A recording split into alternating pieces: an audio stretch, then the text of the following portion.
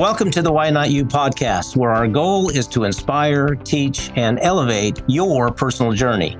Our heart-centered guests love sharing some of their life-changing aha moments, hoping that it might be of benefit to you. Welcome to the Why Not You podcast. We have on the line with us today, Samina Chowdhury from the Maryland area, Washington, D.C. And what a treat we have in store for you today. She has a very interesting story. She's a first-generation immigrant to the United States and very successful global real estate entrepreneur. Samina, thank you for joining us today. And why don't you give us a little bit of a 30,000-foot view of what it was like growing up in Bangladesh and how in the world you got here to the United States. Thank you. It's a pleasure being here with you. Thank you for the invite. Growing up, I lived in a house where we were 5 siblings. So we were a very close-knit family growing up. And my father used to take us to different countries for travel because he was a businessman. So we used to travel with my father all the time to different countries, see their cultures, understand their cultures. That's when, understanding different cultures, appreciating different cultures, that's when it really started for me at a very early age. And intrigued with even their heritage, the different heritage that comes with the culture. And appreciating. I honestly thought that when I came to America for studying, when I came here for my undergrad, I honestly thought that I would never have a culture shock.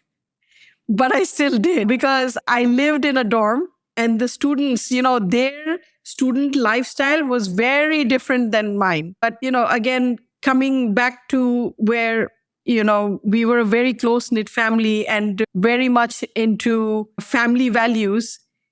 When I got married, I just focused on my husband, my family life, and my studies just to get my education going and start my own family and also get my career going. Because I feel for a woman entrepreneur, it's like the family life and the career life goes parallel with each other. So you can't really, say that this is not the good time. You have to try to manage both. It is very difficult to balance it both. But if you have the will, again, the goals to do it, you can achieve it. Okay, so you came as a single woman to go to school And my husband here. Okay, so were you sponsored or did you have a scholarship? I was an international student. Okay. I came first. And then after marriage, my husband had to sponsor me. Okay. Gotcha. So you came as a student and then you met your husband, you got married, and then what? Well, we have 2 kids today. My son is in IT. My daughter is a 3rd-year student. She's a psychology major. And my son is IT. He works in the IT sector. And my husband is an infectious disease doctor, actually. And so basically speaking, we're four different types of people living under the same kind of. Because, I come from the art background. I grew up, doing oil painting, sketching. I love pen and ink drawings and everything. And I loved houses, decorating houses, seeing how you could change the look of a room. I used to love doing that. And that's why that got me into doing an interior design degree. So I went to Boston for that and then took a transfer to Maryland Institute. I got my interior design degree and did a freelance work on it for some time while the kids were young. And in 2003, my husband and I, we decided that we wanted to do some investments. Like everybody is thinking about flipping houses, we would like to do a few projects like that. And I had the background to do it. With your design and art and whatnot, okay? Our design studio classes in college used to take us to the streets of Baltimore to all those boarded up row houses. And we were asked to measure the whole building, the floors and everything. And we were given, I still remember, I was given a client, like a fantasy client. She's single. She likes to read. She likes to entertain and cook. And now design this house around her lifestyle. So that was a lot of fun. So I loved doing that. Not only were we taught how the house, like the plumbing lines and the electrical lines work and how the foundation works, just like architects do, but all the way up to this is the sofa material and this is the cushion that goes with the sofa material, all the way up to that. So this was how many years after you were married? This was like 1 year with my first year while I was married. Yes. Okay. So you started with art and design and flipping houses fairly early after you were married then. Yeah. Now you're a real estate agent now in the Maryland area, correct? Yes. And have you been a real estate agent all that time since starting to flip those houses early on? Yes. Okay, so you've always had a passion for real estate. Yeah, and, I started going into the work of, trying to get a few houses for investments under my belt. But then working with a few clients, I really realized I really enjoy working with people. In my DNA, I'm really a giver. And I love helping people. And what better way to help my clientele is really my niche community. And what better way to help my own community understand that, hey, I was in your shoes at one time. I was also a first-generation immigrant. I know what you're going through. I've been there. I have found my American dream. Let me help you find yours. That's amazing, Samina. And I know that, do you mind if I get a little bit personal here? Sure. Okay. Well, I know that you're a first-generation immigrant. Yeah. And I know that you practice the Muslim faith. Is that correct? Yes. Okay. And you're an immigrant. And so it's like a woman operating in Maryland with that kind of a background and predominantly a Christian faith. I mean, how difficult was that? I mean, as a young woman getting started in that area? Sure. I mean, honestly, I started with who I'm most comfortable with. My own people, right? The South Asian community, whether it's India, Pakistan, Bangladesh. I speak 5 languages and I spoke their language. And I was able to tell them that let me help you see a house from your perspective that you need to see, that I will take your culture and your heritage and I will show you how it fits into today's American homes. Okay. So you were trying to bridge a number of different gaps. Yes, because I saw the need when I was looking for my first house, honestly. I felt that need.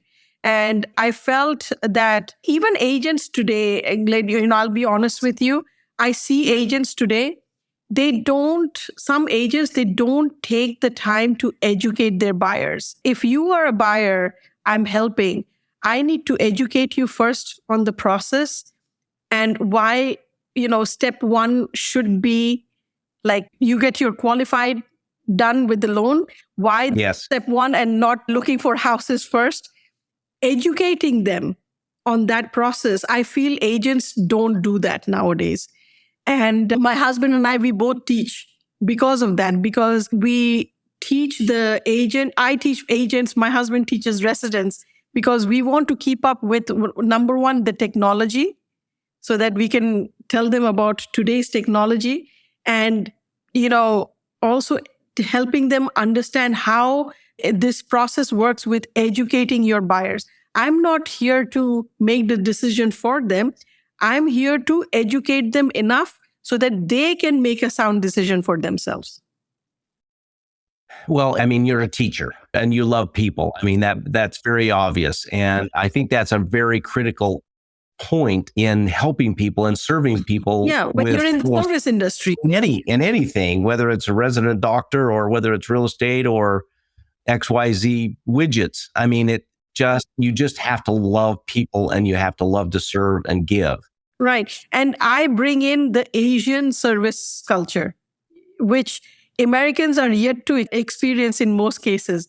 And when I do give that, the white glove service that I offer, when I do give that, they are so thankful. And it is so nice to feel that, they appreciate the hard work and the service that goes to keep them happy. Well, Samina, I have done a lot of business in Asia, for 20 some odd years. I understand the white glove treatment and whatnot Yeah. that is somewhat endemic with the culture over there. The hospitality, basically. Yep, exactly. So explain a little bit about what that means to you and how you use that as kind of your secret sauce to build your business. So when it comes to listing a house, when I go meet a seller, I first understand the seller's needs. We talk about the pricing and everything, what to list it for. Then the next step happens is as soon as I'm out, my stager calls them. My stager goes and meets with them, and every part of the house, room by room, my stager goes and gives a whole new report on what to do in each part of the room. Now, keep in mind, it could be to a point where they might need to paint the room. I have Raihan, who is my chief concierge service person. He has access to all the contractors. I don't want me or my clients calling these contractors and saying, hey, why did you charge so much? Or when are you starting? When are you finishing? Why didn't you show up? That is his job. He needs to do all that for my clients and make sure that the work is done on time so that we are ready to list. While they are doing that, they need to declutter the house. Immediately after the staging process, I send moving boxes to my clients. They fill in those moving boxes. The boxes have my name, my logo on it. Because you know why? Because that box is going to go to their new place with them, and they will remember this was the agent that helped us move. And as soon as that happens, my photographer, my professional photographer goes, and then also go with my videographer. I do a property tour. I put it on my YouTube channel. I boost it to Facebook, which most realtors don't do that nowadays. But, you got to put in the work. You got to put in the hard work. You got to show them in every step of the process that you're working on making sure it's a streamlined process and you're taking all the burdens off their shoulder because I'm the professional here. Right. And that is the reason for your fee really is to be that professional and give that white glove service. And listening to their needs. I did a recent TED Talk and the topic was the 3 principles of communication. And I'll just briefly go over the 3 principles, what I talked about. Yes, please do. The first was differences in culture don't have to divide us. They can unite us. We can raise our curiosity to learn from one another rather than judging one another and bridging that gap. And every culture has the good and the bad. But we should focus on the good and not so much on the bad. And I always tell my children, take the best of both culture and make it your own. Yeah, one of my mentors says, eat the meat and throw away the bones. That's the kind of the same thing as just, take what's really good and don't, discard the rest. Exactly what you were saying. Right. The second one is reading line by line and reading between the lines. You get better understanding. And the third one is what people say is not always what people mean. Basically, they try to focus on something that they're trying to tell me, but they always hold back on some other things that are important to them. And I need to know both. I'll give you an example. I had a client moving from LA to Baltimore. And, what happened was she said that she wanted to live in the city. And then she told me that she wanted a nice, quiet place to come back in weekends. Didn't sound like the city. But I understood her needs. And I showed her houses both in the city and outside the city. And of course, she picked outside the city. Right. Yeah. I think that's a really good example of wanting the best of both worlds. Well, something's got to give, right? Yeah. And her reason was that she wanted the commute to be less. It was 20 minutes with city traffic, and it's 25 minutes from where she is now. So it didn't really make much difference. Well, Samina, tell us a little bit about the struggles that you've had and what you've gleaned from those experiences now looking back. I struggled with understanding the market first. I needed a good mentor. I feel in our industry, more agents need good mentors to guide them. And I'm thankful I have 2 life coaches who guided me. And I am now with a mindset where I think that if I stop learning, I stop growing.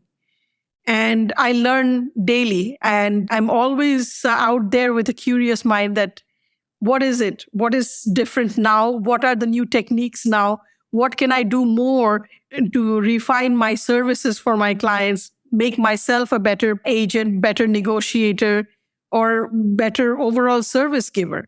I try to educate myself constantly with that. My first 2 years, I did struggle. I did not get what I was looking for.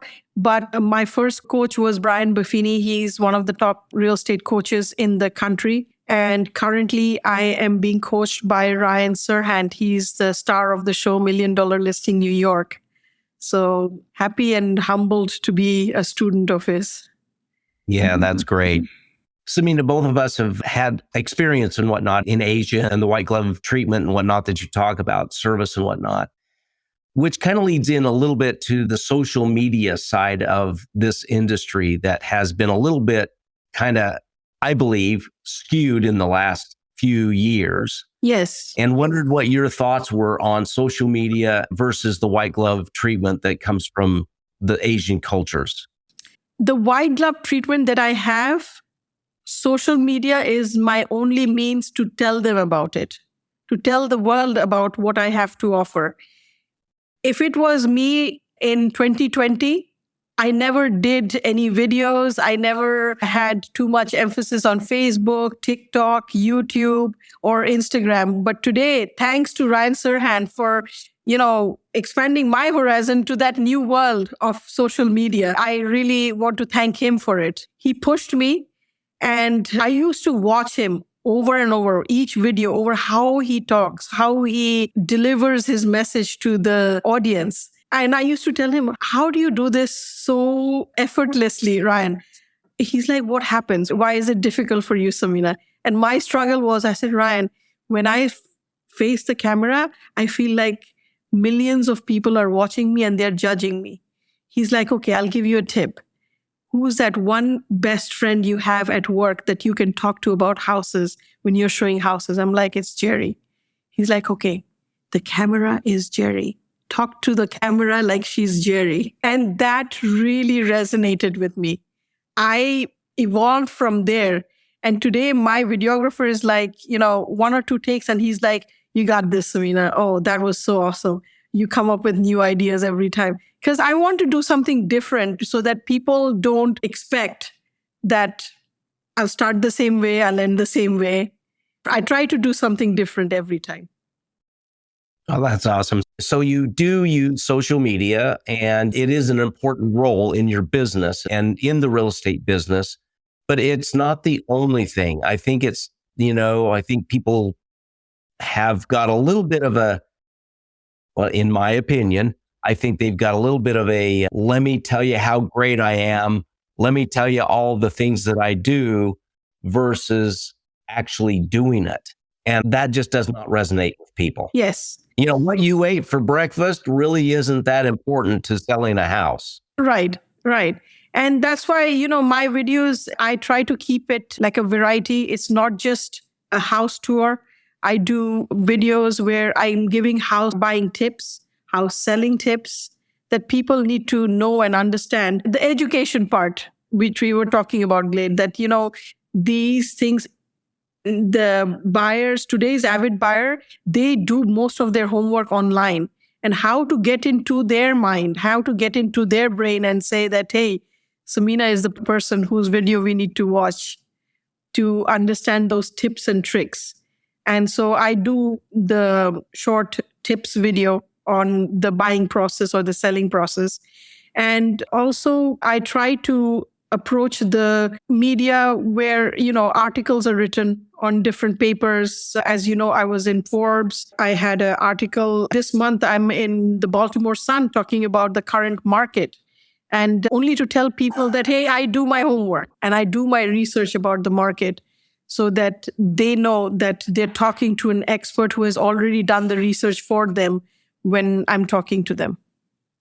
Well, preparation is such a huge part of this industry, and it is in anything, in life in general. I did an interview with a coach that was an NBA coach, and he talked about Kevin Garnett being a avid preparer. He loved preparation. He said preparation was the separator between those that do and those that do not. Yes. So, yeah, it's so true that you're prepared and that you put in the work. A lot of people are looking for the shortcuts, but the shortcut There's no is shortcut. work. There are no shortcuts. The shortcut is the work, is the preparation, doing all those kinds of things. If you read the biographies of every top CEO or top businessman in the world, you read their biography or you see their life story, there's no shortcut. They all worked hard to get their way out. Absolutely. That's true. Well, it's been a pleasure talking to you. And I really want to talk one more second about this whole immigrant type of a thing. Yes. We are, those of us that were born and raised here in the United States, we are absolutely, in my opinion, we're spoiled. We don't know how good we have it. And from an immigrant standpoint, what do you think about us who are a little bit more entitled or maybe not willing to work as hard as we want to? And tell us a little bit about how that looks like and what that feels like to you as an immigrant and helping all those other immigrants who are here, given everything they have to be here just to live the American dream. And yet we don't appreciate it. Yes. The difference between the first generation immigrants and even my children who are second generation, the difference is they don't know how to dream. That's number one. They don't know how to dream. Yeah, Interesting. Yes, they don't know how to dream. They don't come to this country with a dream in their mind to achieve the goals that they have that they would never be able to achieve in their own motherland. You know, I come from a family where my father was actually the Secretary of State for Bangladesh. So I come from a very well-known family. But, you know, no matter how hard I worked back home, I can tell you this much, that I would always be overshadowed. Oh, she got that because she's daughter. But here, nobody knew who my father was. I built my own reputation, you know, and what I am today is with my own hard work and what I put in it. And I still write goals. Every year I write goals. I write my goals, I achieve them. And that is what the Americans need to do. They need to dream, and dreams can only come true if they write it in a goal and put in a timeline as to what they need to do to fulfill that goal. Well, that's an amazing counsel and advice, Samina. And I usually end the podcast by asking, what's your one piece of advice? But you just gave it right there. I mean, Right. just Exactly. go have a dream and then go put in the work. And you know, Go this put- generation, I feel like a big part of this generation is they feel entitled. You know, that entitlement mentality needs to go. And why depend on others to get what you want? Why can't you put in the work and be proud of the fact that I did it all with my own hard work? My father is super proud of me today for what I have achieved without any help from his end. Could he help me? Absolutely. But, you know, I was too proud that I wanted to do it myself and make him proud one day. Right. Absolutely. Well, there's nothing like being self-reliant and being able to stand on your own 2 feet, so to speak. And anybody can do it. That's the thing. I mean, when you read the immigrant stories, it's all about having that dream, putting in the work and doing, you know, having a dream. I love that. There's a book called The Emigrant Edge, written by Brian Buffini, my first coach. And Yes, I've read that book. And he wrote about 7 points that first generations do, that second generations never do it, but they could if they followed those 7 steps. Yeah, but I'll put that in the show notes, you know, where to get that book, The Immigrant Edge. And it's a great book. It's a great read. So, Yes, it is. well, thank you so much for spending your time to be with us today. Continued luck and success in well, it's not really not luck. It's hard work. I get it. You know, Persistent hard work. Yes, exactly. And anyway, I think the key takeaways that I got today was just, you got to have a dream. You've got to have goals. and you have to just put in the work and be prepared, do all those kinds of just basic things that are so difficult to do. Yeah, do the things that make you stand out in the crowd. Awesome. Well, thank you so much. Appreciate you being on the podcast with us today, and I'm sure our listeners got some real pearls of wisdom. Thank you, Glade. Pleasure to be here.